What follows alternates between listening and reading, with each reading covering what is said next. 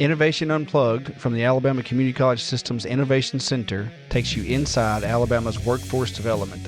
Join us for enlightening conversations with community leaders and industry experts showcasing experiences, addressing key issues, and celebrating successes in the workforce initiatives across the state. It's good to be back in the studio for all of our listeners. We've got a special guest today, and it's a follow-up from our internal PD session we had back in May in Mentone, Alabama. Quite possibly one of the prettiest places I've ever been. I've not traveled much, but Dr. Brett Johnson, he's the executive director at DeKalb County Economic Development Authority.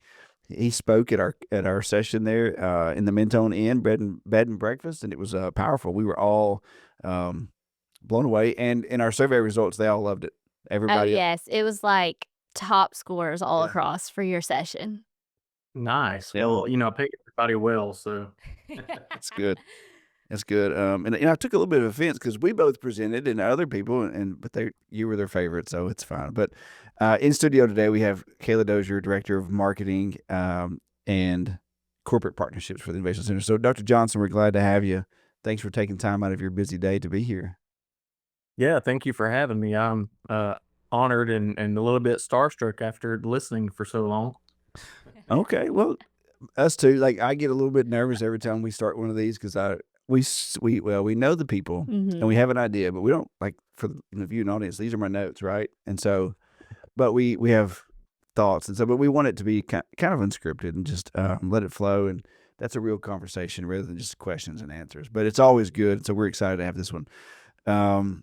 So what in the world is an economic development authority? Because a lot of our listeners, they're working, making money, and trying to spend money and make money, which sounds like economic development, the outcome of it. So give us a rundown for the audience what that looks like. Yeah, our organization is the local economic development organization for DeKalb County, Alabama. Most counties have a version of our entity. It goes by various different names. But our group was formed by a state legislative act, but it's a local law. So we're kind of a quasi-governmental entity, and we partner with all of our municipalities.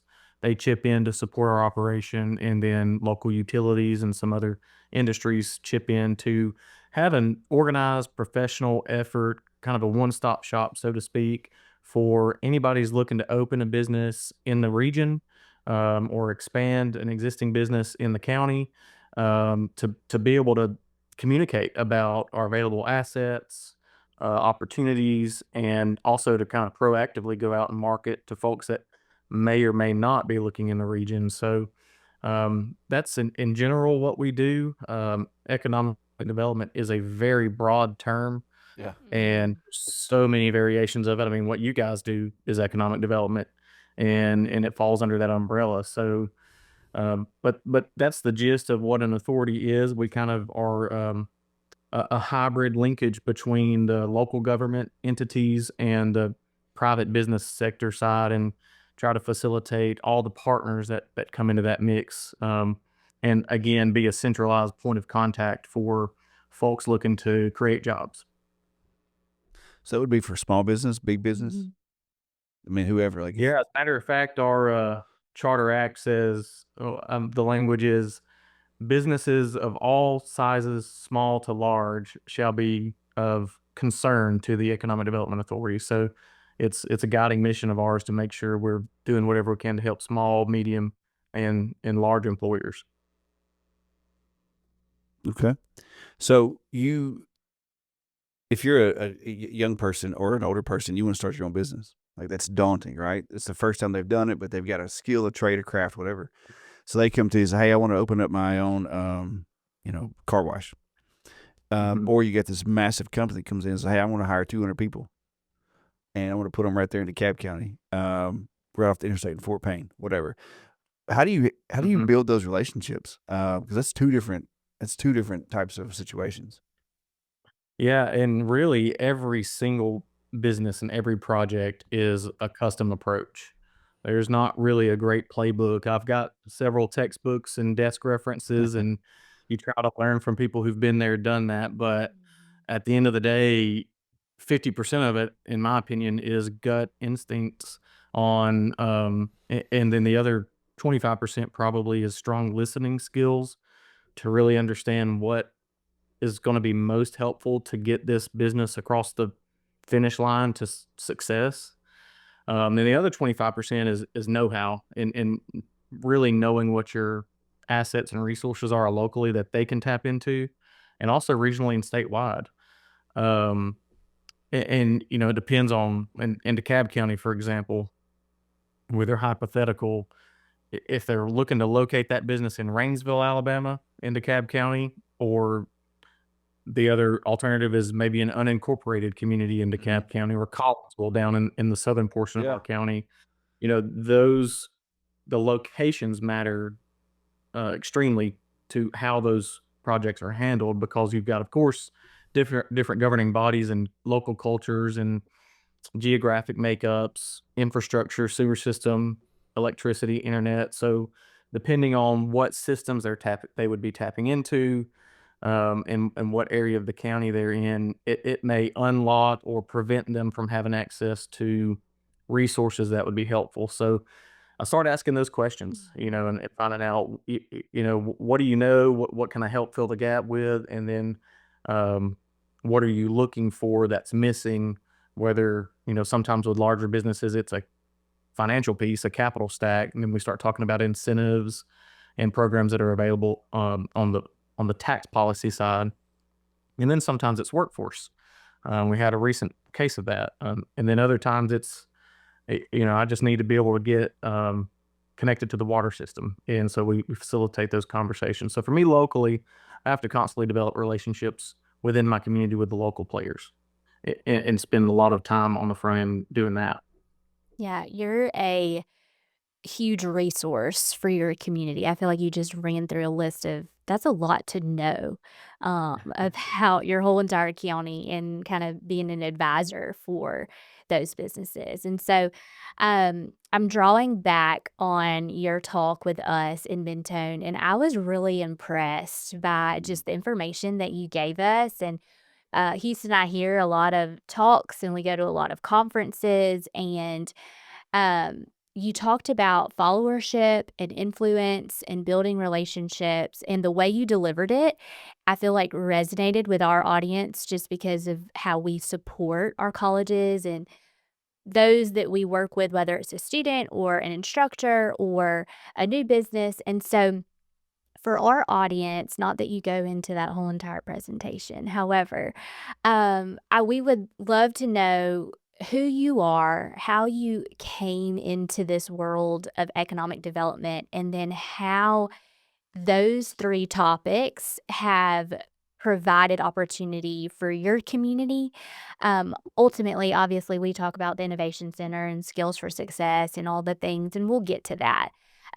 But in a build up, kind of fill in those gaps for us. If you kind of told us a little bit about what you do, but for your community where you are in Alabama, followership and influence and all of those things, it was just really interesting for me to hear. And then through the lens of how does that apply to me, or how does that apply to the Innovation Center and how we adapt and grow and follow others.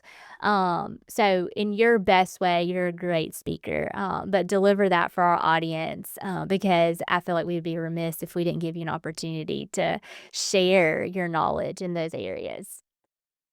Sure, yeah. First of all, I enjoyed my time with y'all. That I think I got just as much out of it as anybody else. But um, my background, I come from. I grew up in Etowah County, right outside of Gadsden, in a little town called Hoax Bluff, and I was raised by a single mother.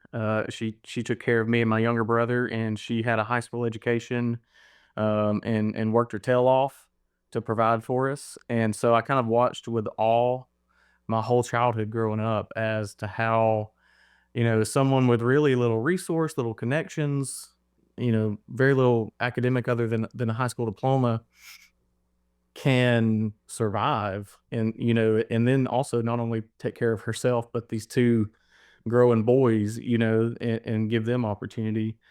And so that and some other things inspired me to try to be like her, try to emulate that work ethic, and that commitment to just doing the best I can in everything that I do.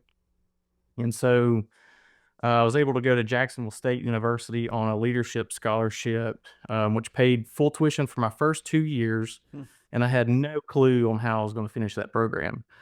But I said, I'll jump in and pray to God and see what happens. And thankfully, I ended up getting elected to the student government leadership positions there, which also have a side benefit of being able to provide tuition for the years that you're in service. So I finished at JSU as SGA president.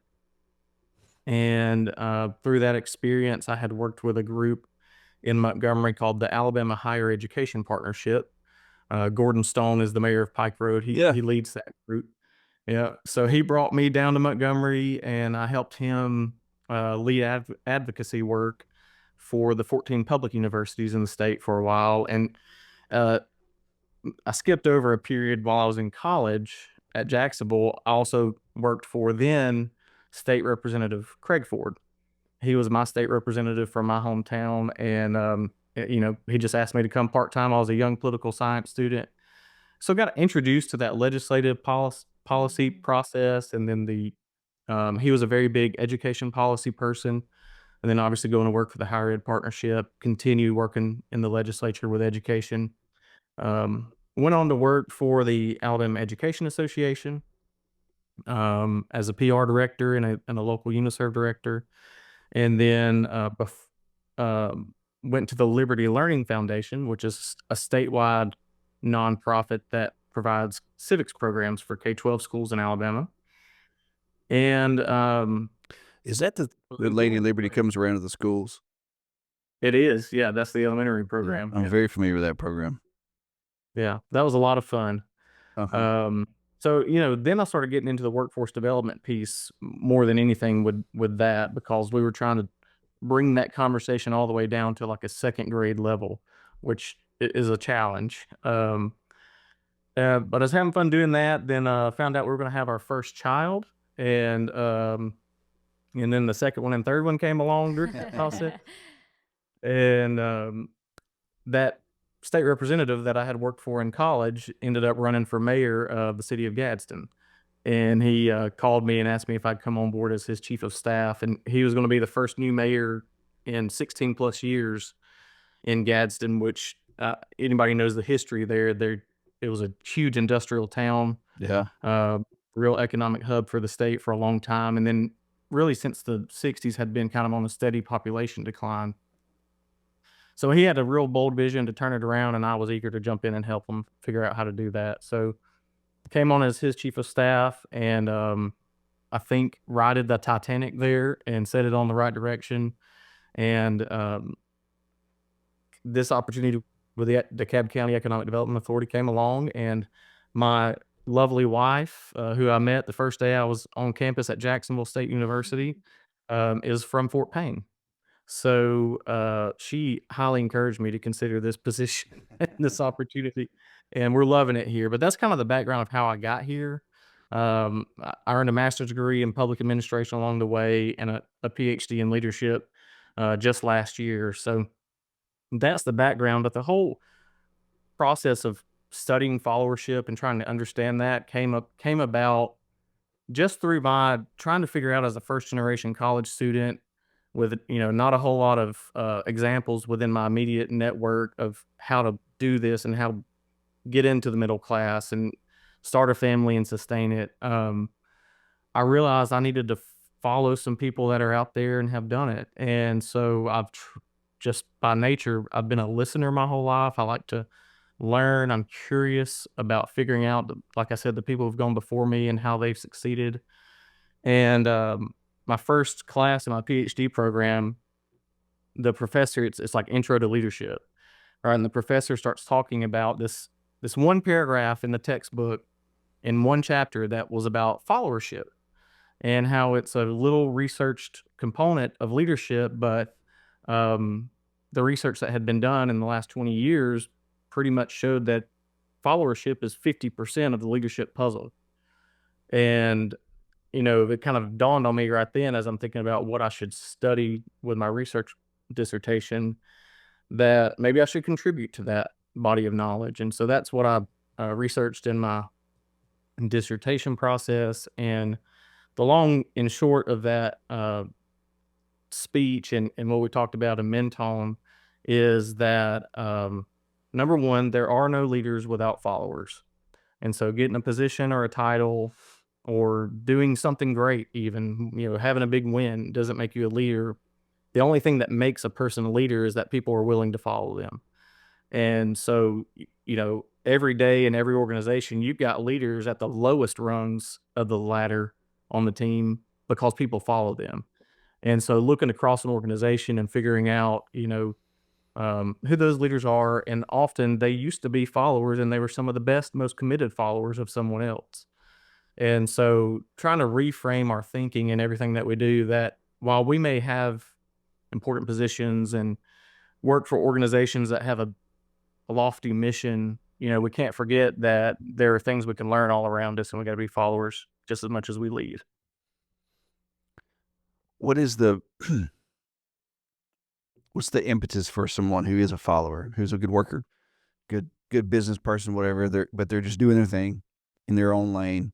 What's the impetus for them to jump from, I'm following, I'm doing my thing, I'm helping out, but now I want to be the leader? I have this. Is it an idea? Is it a situation? Or is it a combination of all those things? Yeah, I mean, a lot of times it's a current leader extending a hand and offering them the opportunity and recognizing their capacity as a follower and as someone who's committed to the organization and its goals. Say, hey, why don't you step up? I see you're doing everything you can to Fidelity to advance our mission. Why don't you step up and take on a leadership role in this project or on this team? It's usually that impetus that first gives someone the idea that they can even do it. A lot of folks we talk about, I know in the higher ed world, we talk about imposter syndrome. Yeah. And with first generation students, especially, you know, um, they get landed in these positions and they're like, I don't feel like I'm qualified to do this. I think all adults in the workforce, might have that thought. But what gives you the confidence to continue doing it a lot of times is that someone who had done it before you said you could do it or made you feel like you could do it or gave you the opportunity to do it. So that's usually the impetus.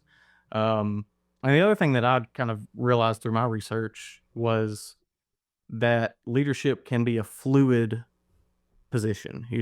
We like to divide people into leader or follower categories, Of course. but really it's more fluid than that. It's, in any meeting that I'm in, I could be a leader for 5 minutes and a follower for 15 minutes, and it just depends on how that goes. And you can step up and step back and move in and out of those positions, so to speak. People who can do that usually go a little bit farther Yeah. in terms of life success and relationship success, from just looking at the greats of the world, the people who've started successful Fortune 500 companies and things like that. They've usually been able to, like I say, step up and step back at the same time.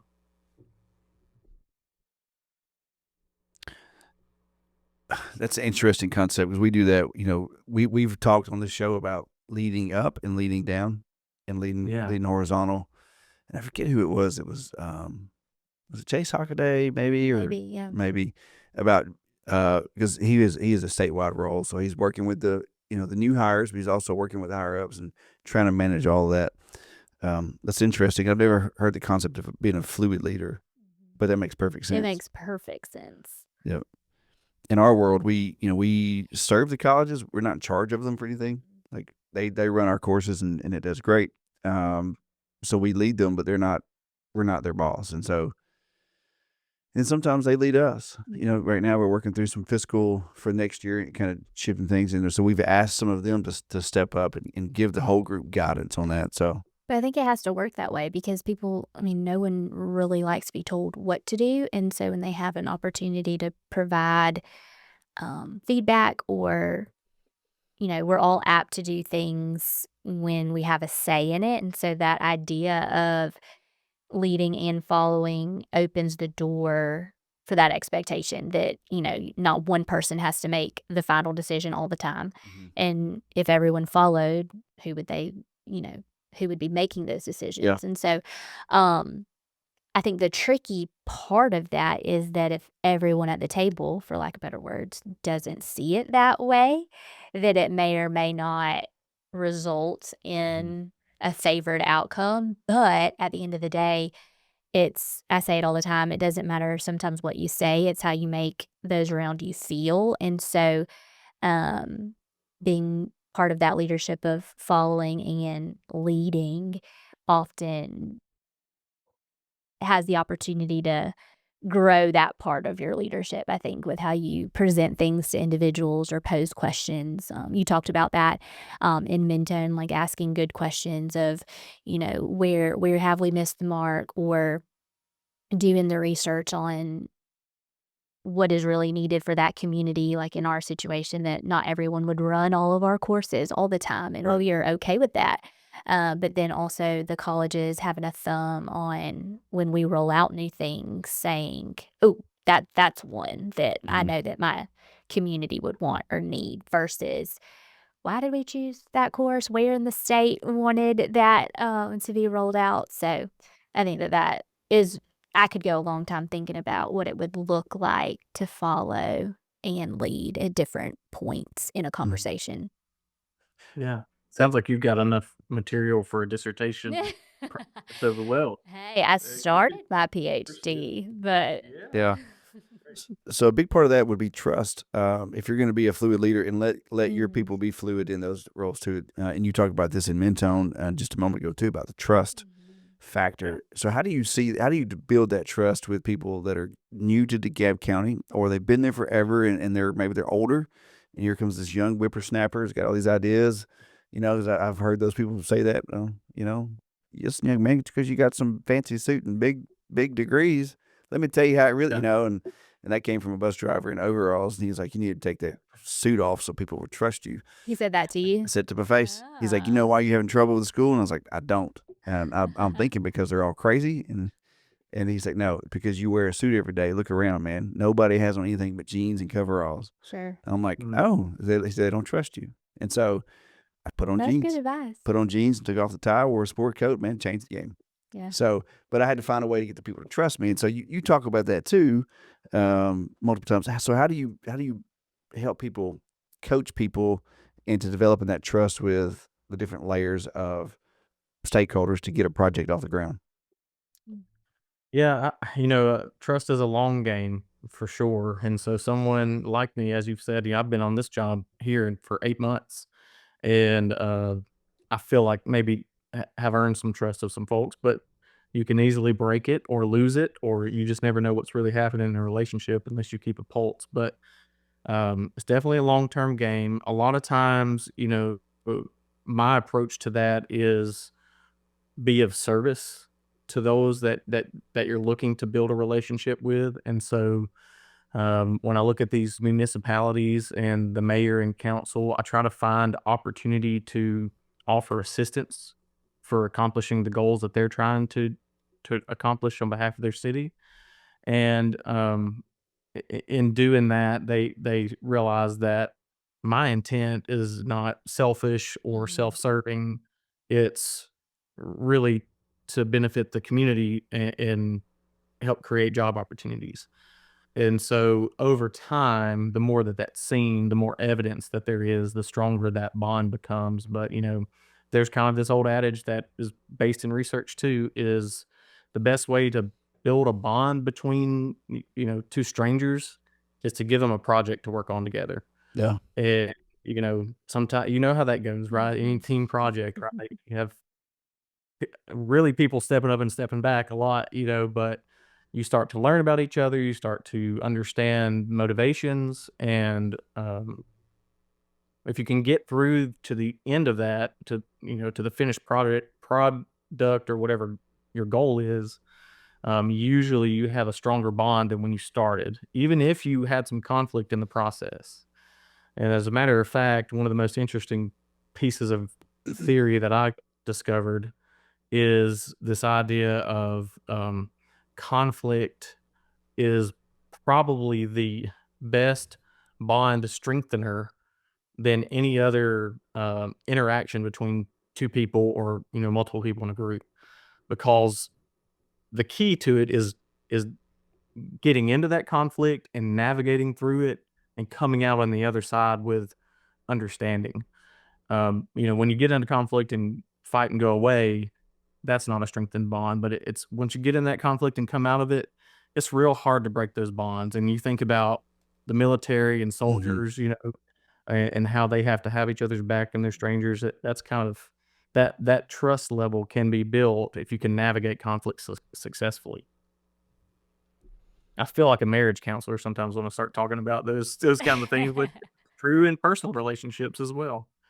Sure. I feel like that, I mean, as you were kind of describing all that, there's countless things that come to mind, in the work environment that, or, just different experiences that bring people together in conflict. I hate conflict. I try to avoid all things. But at the end of the day, welcome it sometimes when it's necessary, just because you have the opportunity to hear the heart of the other person, the perspective of that other person. And so, in your world with businesses, sometimes it is business. They may not choose DeKalb County. They may go somewhere else because it's a better fit for their business and all the things that check their boxes. But at times I do think that conflict, I would agree, just in my own personal experiences, that it does bring people together, which is a wild concept, honestly, that would draw people closer together. And I think it's just a testament that humans are just fickle and are there's so many things that can happen, but ultimately, if you can come out on the other side agreeable, that you understand those individuals a little bit better, whether it's business or friendships or marriage. That's very interesting for sure. Do y'all think it has to be conflict with within the team, or is it just that they're going through a conflict together through something? I think both. Is that theory For sure. work for both of those situations? Yeah. Yeah, definitely both. Yeah. Either way. Yeah. It's just the general difficulty, if everything's smooth sailing, things pretty much stay the same. Yeah. There's no reason for change at that Boring. point. Like if everything's perfect all the time, there's no reason for improvement or change or strategy, really. Yeah, which I would say, Houston brings us into, I would assume some version of that is what birthed the Innovation Center several years ago. Went deep. Yeah, you're Right. right. Yeah, I mean, if you think about it, the state of Yeah. Alabama is at a position of where we're at a difficult spot of we really want to attract and grow businesses, but our labor force participation is struggling, and our standard courses are operating the way that they operate, and I would say smooth sailing as far as enrollment steady or increasing slightly. Yeah. But people are looking around going, who's going to take charge of filling the gap of people needing these skills that sometimes are pop up all of a sudden. They need to be customized. It's very agile. And so I think that may be part of what led to y'all being here today. And I'm thankful for it. You're exactly right. And that was a hard conversation to have with the colleges. And matter of fact, my first thought was, oh no, we're not doing that. Because the center that I work out of was the first proposed center, which was about 5 miles from where my office was, like at one of the colleges. I'm like, what are we doing? And so the conflict was very real, and we spent 2 years at least working that out, and it took a long time to get everybody on board. And now we're to the point where like, hey, y'all have to slow down. Literally, we told them yesterday, y'all need to slow down for a couple months. Like, let us get all this stuff sorted. And so they're like, now there's a whole new conflict. So what do you mean slow down? Like you. So it's like the change is constant. So I think the only constant is change. But that creates a whole new conflict that now together, I'm hoping we go through that conflict as a team, not at each other. I think we'll be fine. The colleges are fantastic. I do think though that the Innovation Center brought the colleges, the workforce departments closer. Oh, Is that a fair assessment? I was not at a college prior to this role, but you were. And I feel like it's almost a shared project amongst all the colleges. Yeah, because if you could imagine, every city in DeKalb County had to run the same software. Like if you get Had to run the same way. like some like software, like all of a sudden DeKalb County said, "Hey, we're all going to do this software for our red lights, whatever, something." Okay. But they've never done it together before, and now they have to. And so everybody has to kind of get on board, and that's what happened. I think you're right. I think they do talk to each other more now than they ever did before. The competition is good, Mhm. and that drives a lot of or has a lot of motivation behind it. Yeah. But I think it's also a system. It's work. Created a system. Yeah, I think so. We're about 5 minutes from our end time, Dr. Oh Johnson. my goodness. I know. So we used to go about 45 minutes, and the survey says we need to go a little shorter. So we're trying to hit around 30, 35 minutes. But we talked briefly about your role is bridging that gap between industry people and skill training opportunities. Like, have you seen that scenario in DeKalb County at all? Yeah, I have in a few different cases, but one of the things that I hear in my world in economic development at the local level, there's this concept of, we call it BR&E visits, business retention and expansion. And the idea in a perfect scenario is that members of our team are continually in the offices or the shops of the leaders of our local industry operations, Right. and basically conducting field surveys of, hey, just as a check-in, what's going good, what's going well, what are some pressure points, and having good conversations to learn in real time what their needs are. And in doing some of those recently, you hear things like, I'm not satisfied with what the school system in general in the world, not any local school system, sure. is producing. And it's, then you dig into that deeper, and it might be, well, I just can't get any of these new hires that already know how to read a tape measure. And so if they don't have that foundational skill, I can't teach them any of the things that I'm supposed to train them to do on our complex measurement, projects.